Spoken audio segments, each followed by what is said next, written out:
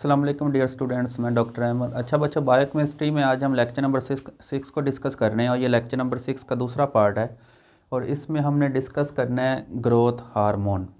तो ये हमारा पहला हार्मोन है जिसको हम कहते हैं ग्रोथ हार्मोन। इसका एब्रीवेशन GH होता है।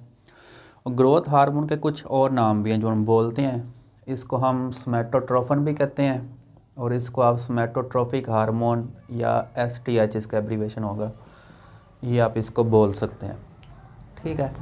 अब ये वाला जो ग्रोथ हार्मोन है इसका सोर्स क्या है, ये कहाँ से निकलता है? तो ये निकलता है हमारे पिट्यूटरी ग्लैंड से। अगर हम पिट्यूटरी ग्लैंड की बात करें, पिट्यूटरी ग्लैंड को हम 3 लोब में डिवाइड करते हैं। पहले लोब को हम कहते हैं एंटीरियर लोब, दूसरे को मीडियन लोब कहते हैं और तीसरे को हम कहते हैं पोस्टीरियर लोब। तो ये वाला हमारा जो ग्रोथ हार्मोन है ये पिट्यूटरी ग्लैंड के इंटीरियर लोब से निकलते हैं और इंटीरियर लोब पिट्यूटरी ग्लैंड का सबसे बड़ा लोब होता है और ज़्यादा हार्मोन इसी से निकलते हैं। ठीक है, hormone of interior lobe of pituitary gland.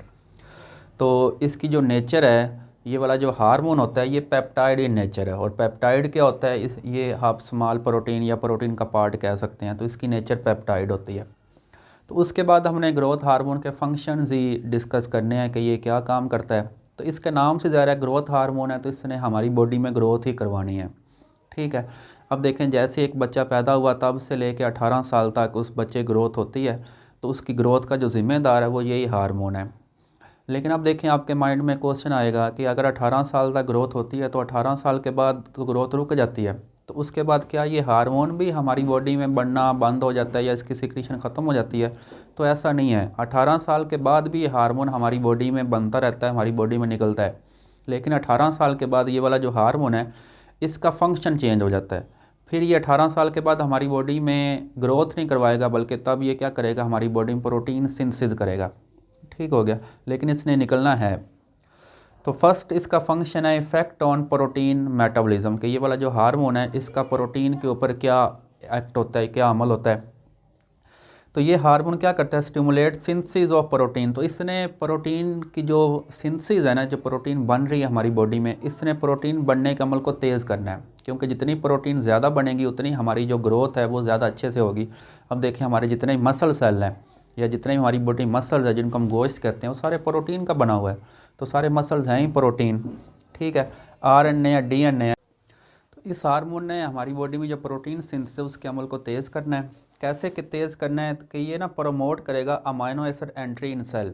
क्योंकि जो प्रोटीन बननी है सेल के अंदर बननी है, तो प्रोटीन किससे बनती है? अमाइनो एसिड से। तो अमाइनो एसिड्स होंगे तो प्रोटीन बनेगी। तो ये हार्मोन क्या करेगा, ये हमारे सेल में अमाइनो एसिड्स को भेजेगा। अमाइनो एसिड्स आएंगे तो उससे आगे प्रोटीन बनेगी।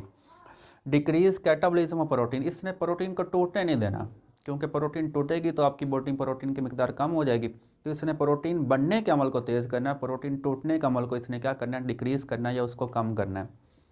अच्छा, उसके बाद हम बात करते हैं कि इसका ये वाला जो हार्मोन है इसका कार्बोहाइड्रेट के ऊपर क्या इफ़ेक्ट है या कार्बोहाइड्रेट मेटाबॉलिज्म के ऊपर इसका क्या इफ़ेक्ट है। तो अगर हम कार्बोहाइड्रेट के ऊपर इसके इफ़ेक्ट की बात करें तो ये क्या करता है? ये हाइपरग्लाइसीमिया पैदा करवाता है। हाइपर कहते हैं मोर को, ज़्यादा को, और ग्लाइसीमिया कहते हैं ग्लूकोज को, कि इसने हमारी बॉडी में ग्लूकोज लेवल को ज़्यादा करना है। ग्लूकोज ज़्यादा होगा तो इस कंडीशन को हम कहते हैं हाइपरग्लाइसीमिया। अगर लो हो जाए तो उसको कहते हैं हाइपोग्लाइसीमिया। तो it has anti insulin effect. अब देखें, इंसुलिन एक और हार्मोन है जो हम इसके बाद डिस्कस करेंगे। तो इंसुलिन का काम होता है आपकी बॉडी में ग्लूकोज के लेवल को कम करना, लेकिन ये वाला जो ग्रोथ हार्मोन है ये आपकी बॉडी में ग्लूकोज के लेवल को ज़्यादा कर रहा है। तो इसका क्या मतलब है? इसका जो काम है वो इंसुलिन के काम के उल्ट है। अच्छा, उसके बाद हम बात करते हैं इफ़ेक्ट्स ऑन फैट मेटाबॉलिज्म, कि इसका फैट मेटाबॉलिज्म के ऊपर क्या इफ़ेक्ट है। तो catabolic effect in adipose tissue. ठीक है, कि ये एडिपोज टिश्यू से क्या करता है, जो फैटी एसिड्स हैं उनको बाहर निकालता है। मतलब इसने फ़ैट को तोड़ना है आपकी बॉडी में। ठीक हो गया। और दूसरा देखिएगा, mobilization of fatty acid from adipose tissue, कि इसने एडिपोज टिश्यू से ये वाले जो फैटी एसिड्स हैं उनको बाहर निकालना है। ठीक है, जब वो बाहर निकलेंगे तो वो फिर सेल, वो जो फैटी एसिड्स हैं वो क्या होंगे, वो दूसरे सेल के अंदर एंटर होंगे और दूसरे सेल के अंदर क्या होंगे, जो फैट है वो बनना शुरू हो जाएगी। तो इस कंडीशन, हमारे पास एक कंडीशन आती है जिसको कहते हैं फैटी लीवर। ठीक है, अब देखें फैटी लीवर में जो हमारा जो लीवर है उसमें फ़ैट ज़्यादा हो जाती है। फ़ैट क्यों ज़्यादा होती है? उसके पीछे यही रीज़न है कि जब फैटी एसिड ज़्यादा मोबिलाइज़ करते हैं, वो एडिपोज टिश्यू से निकल के दूसरे सेल में आते हैं, तो वहाँ पे ये फ़ैट बनाना शुरू कर देते हैं।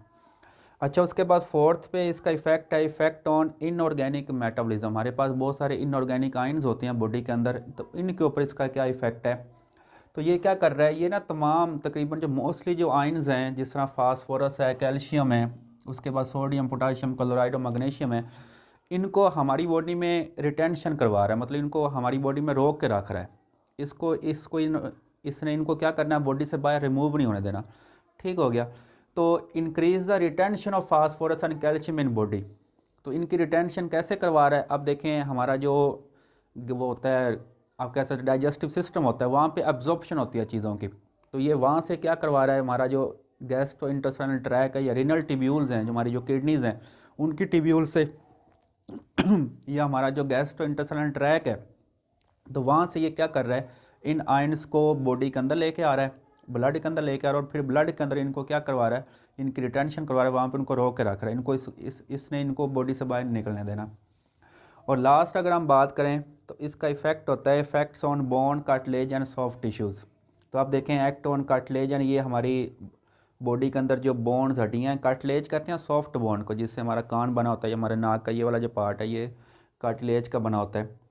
तो ये कार्टिलेज और बोन को प्रोटेक्ट करता है और उनकी क्या करवा रहा है, ग्रोथ करवा रहा है। और फिर ये देखिएगा increase the thickness of skin, हमारी जो स्किन है उसकी थिकनेस को ज़्यादा कर रहा है। ठीक है। और उसके बाद thickness increase the growth of विजरा। विजरा कहते हैं इंटरनल बॉडी ऑर्गन्स को, जिसमें हमारा लीवर आ जाता है, हमारे किडनीज आ जाते हैं, हमारा स्टमक आ जाता है, हमारी इंटेस्टाइन, स्मॉल और लार्ज इंटेस्टाइन आ जाती हैं। तो ये क्या करवा रहा है, उन सब की ग्रोथ करवा रहा है। और लास्ट पे है इंक्रीज मिल्क सिक्रीशन इन लैक्टेटिंग एनिमल्स। लैक्टेटिंग एनिमल कहते हैं दूध देने वाले जानवर, मतलब जो जानवर दूध दे रहे हैं, तो उनसे वो क्या करवा रहा है, मिल्क सिक्रीशन, मतलब उनके अंदर जो मिल्क पैदा हो रहा है, जो मिल्क सिक्रीशन हो रही है, ठीक है, वो भी इस हार्मोन की वजह से है।